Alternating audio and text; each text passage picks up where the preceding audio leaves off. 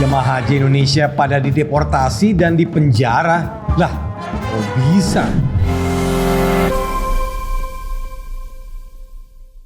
Ibadah haji jadi salah satu ibadah yang banyak umat Islam pengen tunaikan. Ibadah ini penting karena bagian dari rukun Islam dan cuma diadakan setahun sekali. Tapi emang untuk menjalankan syariat yang satu ini berat dan banyak rintangannya. Mulai dari harus mengumpulkan dana yang banyak sampai masa tunggu keberangkatan. Nah, per 2024 pemerintah Arab Saudi mulai mengetatkan peraturan ibadah haji agar lebih tertib. Penasaran gak sih? Sini, gua kasih tahu. Jadi pemerintah Saudi lagi ngetatin larangan bagi jamaah yang ingin pergi haji tapi menggunakan visa non-haji. Nah, contoh visa non-haji yang biasanya dipakai sama jamaah yang nakal adalah visa ziarah atau yang lebih gampangnya visa buat umroh. Kalau sampai berani melanggar dan pakai visa yang kayak tadi, hukumannya gak main-main guys. Bisa masuk ke penjara, kena denda minimal 10.000 rial Saudi, deportasi sampai dilarang masuk ke Arab Saudi selama 10 tahun. Dan gak cuma itu aja. Mufti Kerajaan Saudi Sheikh Abdul Aziz Al-Ashik sampai bilang, jamaah haji yang gak visa haji dan nekat, ibadah hajinya sah tapi tergolong melakukan perbuatan dosa.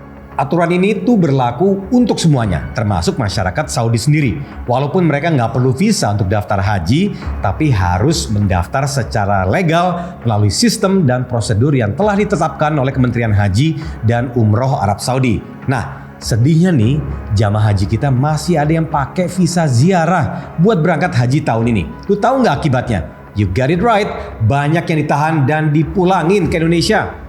Konsulat Jenderal Republik Indonesia di Jeddah baru-baru ini ngasih kabar kalau ada 37 jamaah haji asal Makassar yang ditahan gara-gara ketahuan mau naik haji tapi pakai visa ziarah. 34 jamaah diantaranya sekarang sudah dipulangin ke Indonesia dan 3 orang lainnya masih ditahan karena dianggap jadi otak dan koordinator. Para jamaah ini dijanjikan bisa dapat izin berhaji oleh seorang warga Indonesia yang tinggal di Mekah dengan tarif masing-masing 4.600 rial atau setara dengan 19,9 juta rupiah. Yang bikin gua geleng-geleng sebenarnya para jamaah ini udah tahu kalau visa yang dipakai bukan untuk haji tapi tetap nekat berangkat. Tuh kan, akhirnya dideportasi gara-gara ngeyel sih. Yang lebih mengejutkan lagi, orang yang ngejual atau ngejanjiin jamaah bisa pakai visa non-haji ini ada dari kalangan selebgram dan baru-baru ini ditahan juga. Makanya nggak heran kalau masih banyak masyarakat kita yang tergiur buat berangkat haji via jalur cepat. Nah, terus lu pada nanya sekarang, ada nggak sih contoh serupa jamaah dari negara lain? Nah, jawabannya ada banget. Salah satu contohnya adalah jamaah asal Bahrain. Pemerintah Arab Saudi juga baru-baru ini mendeportasi sekitar 200 jamaah haji asal Bahrain gara-gara mereka nggak punya visa haji. Wadidaw, banyak banget nggak tuh langsung deportasi 200 jamaah. Ini tuh kayak lo lagi nyiapin acara penting di rumah, udah siap-siap ngundang teman-teman yang lo kenal dan paham betul aturan main di rumah lo, tiba-tiba datang rombongan besar yang nggak diundang nerobos masuk. Meskipun bisa jadi niat mereka baik, tapi mereka belum tentu tahu aturan yang udah lo tetapkan untuk menjaga ketertiban dan kenyamanan semua yang hadir. Baik lagi nih ke Indonesia, pemerintah melalui Menteri Agama udah mulai bergerak biar kedepannya kejadian naik haji tanpa visa resmi gak terjadi lagi. Apalagi banyak jamaah kita yang dideportasi gara-gara pakai visa yang gak resmi, kayak yang udah gue jelasin tadi.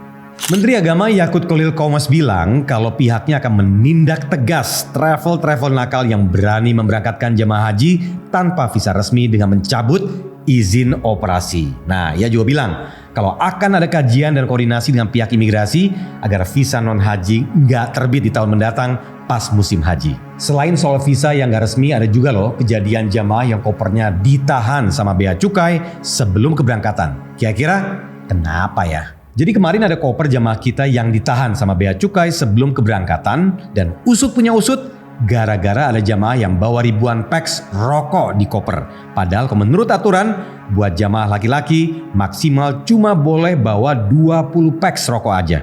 Well, kalau udah menyangkut aturan dan ketertiban, posisi gue secara personal setuju lah.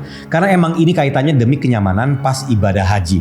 Gak mau kan kalau pas ibadah malah jadinya tergesa-gesa dan gak tenang. Dan gue paham banyak orang yang pengen banget menunaikan rukun Islam yang kelima ini, tapi memang kondisinya ada yang namanya kuota haji. Dan ini tuh tujuannya biar adil pembagiannya, karena umat Islam banyak banget, apalagi di Indonesia. Jangan dong nekat naik haji tapi melanggar aturan atau malah via jalur nge-cheat. Kasian sama yang udah ngantre lama-lama, belum kalau nanti malah dideportasi. Terus tadi ada jamaah yang bawa rokok sebanyak itu, jangan dicontoh ya. Karena kalau ketahuan bisa dianggap penyelundupan. Menurut gue nih penting juga nih buat pemerintah kedepannya sosialisasi soal aturan naik haji dikencengin. Biar calon jamaah haji benar-benar paham soal seluk-beluk naik haji mulai dari sebelum, saat, dan setelah. Nah, buat teman-teman yang udah pada daftar haji dan masih dalam daftar tunggu, gue mendoakan biar kalian cepet dapat giliran. Dan buat yang lagi naik haji, semoga hajinya lancar dan mabrur. Amin amin. Nah, kalau kalian sendiri gimana nih? Udah siap-siap naik haji belum? Komenlah di bawah.